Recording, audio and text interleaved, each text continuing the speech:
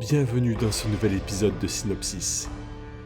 Nous allons nous attaquer aujourd'hui à un monument du JDR, et j'ai nommé Donjons et Dragons. C'est un classique parmi les univers médiévaux fantastiques, avec ses elfes, ses orques, ses dragons et sa multitude d'autres créatures mythiques. Ce monde me poursuit depuis mes 18 ans, quand je restais éveillé devant l'écran du maître du jeu jusqu'à 4h du matin. J'étais plongé dans les royaumes oubliés, en quête d'aventure et de points d'expérience.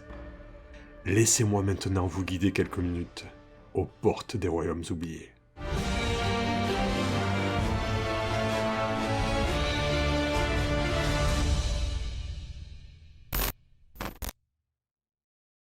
Arlan avait passé le plus clair de sa jeunesse dans Valrak, un petit village dévot, cette toute petite contrée paisible, enchâssé avec les sombres forêts du Cormentir.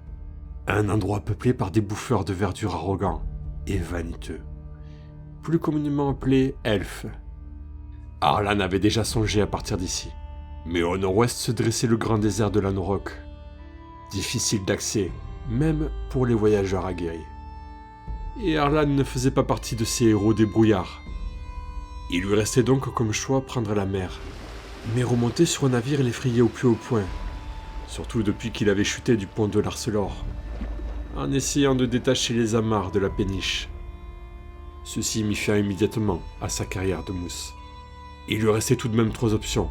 Rester ici, partir en Sambie, dans un pays aux coutumes étranges, apporter des sarouels sous un ciel de feu, ou rejoindre le Cormyr et ses chevaliers implacables, aux méthodes quasi inquisitoires. Et sans hésitation, il resta ici, à vivre de la terre, sur la vieille ferme dont il avait hérité. Et comme l'orge et le blé n'étaient pas assez rentables, il cultiva d'autres plantes, bien plus prolifiques. Et c'est ainsi que le jeune homme créa un commerce prospère. Illégal, mais prospère. Et même s'il n'avait jamais quitté les vertes vallées de sa douce région, il pouvait se vanter d'expédier des colis jusqu'au bout du monde. Pas plus tard qu'hier, un de ces petits oiseaux avait livré un colis à eau profonde, et il se murmurait même quel mystère en personne se fournissait ici. À 4 PO le gramme de bonheur, les affaires étaient plus que florissantes. Mais un jour sa vie bascula. La fille du maire avait contracté un mal étrange qui était lié à une entité endormie sous la terre. Un dragon rouge. La vie de la jeune femme était comptée. Et son père avait fait appel à tous les héros qui passaient dans le coin. Archers, mages et guerriers, tous s'étaient amassés à la taverne. Mais la mission révélait plus du suicide collectif que d'une quête héroïque. Il fallait s'aventurer dans les profondeurs du gouffre maudit, trouver la créature mystique et lui retirer une de ses écailles. Et malgré la difficulté, une équipe de héros s'avança dans les ténèbres du gouffre. Mais rien n'aurait pu envoyer Arlan les suivre. À part peut-être la menace directe du maire, qui n'hésiterait pas à dénoncer son trafic aux cavaliers. Et c'est à cause de ce chantage qu'Arlan plongea au cœur du gouffre béant, armé d'une dague ridicule. Il s'avança sous la lumière vacillante des torches, et tout autour de lui, les parois tremblaient, sous le souffle du dragon endormi.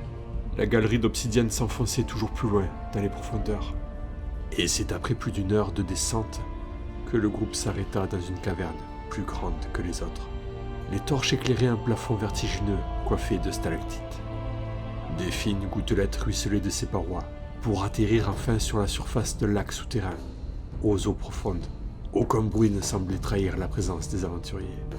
Et c'est près d'une alcôve aux proportions colossales que la troupe de héros trouva le dragon assoupi.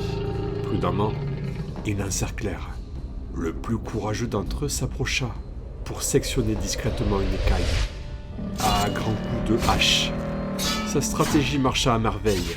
Un bout d'écaille rougeâtre tomba rapidement sous les coups répétés du barbare. Mais le dragon se réveilla dans une vague de feu. Il réduisa en cendres toute chose et toute créature à proximité de lui. Et le barbare était à présent le tas de cendres le plus courageux du coin. Le reste de la troupe recula, tandis que le dragon disparut sous une lourde fumée noirâtre. Le monstre rugit, puis sortit à nouveau de l'ombre, ses yeux brillants perçants, tels des rubis écarlates, et son souffle ardent projetait des cendres fumantes.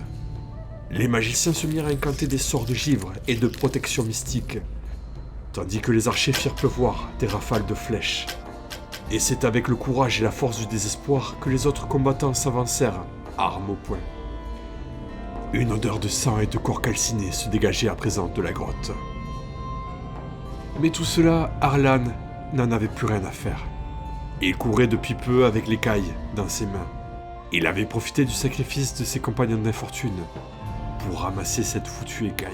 Et c'est en voyant la lumière du jour qu'il comprit que les plans du vieux étaient totalement stupides, surtout lorsqu'il vit le dragon sortir à son tour de la grotte. Le monstre le vit de ses yeux perçants. Le pauvre humain courait au milieu des champs. De fureur, le dragon balaya de son souffle les blés, mais il rata le minuscule humain, qui avait fui maintenant sur ses propres terres. Fou de rage, le dragon fit volte-face pour traquer le misérable, l'avorton qui avait osé voler son écaille. Et dans un ultime passage, il souffla sur la maison et les plantations d'Arlan. Et c'est exactement ce que l'humain attendait. Lui, il était bien caché dans ce qui lui servait de sous-sol. Et pendant que ces plantations émettaient une fumée grisâtre, le dragon tournait dans le ciel, avalant de grandes bouffées de psychotropes. Normalement bénin pour un monstre de cette taille, mais là c'étaient des hectares de plantes hallucinogènes qu'inhalait le puissant dragon. Et c'est après quelques inspirations profondes que la bête sauvage s'écrasa sur le sol, ravagée par d'étranges hallucinations. Arlan ne sortit de sa cachette qu'après toutes les vapeurs dissipées. Et il n'eut aucun mal à défaire le dragon, qui était totalement stone. Et de cet exploit, Arlan devint le héros tuant le monstre, et sauva la jeune femme par la même occasion. La région retrouva son calme, tandis que le héros retrouva son commerce.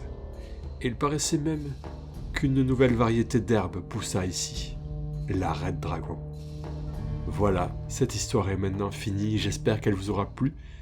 Moi je vous laisse ici, dans les champs opulents des royaumes oubliés, et je vous dis à très bientôt pour de nouvelles aventures.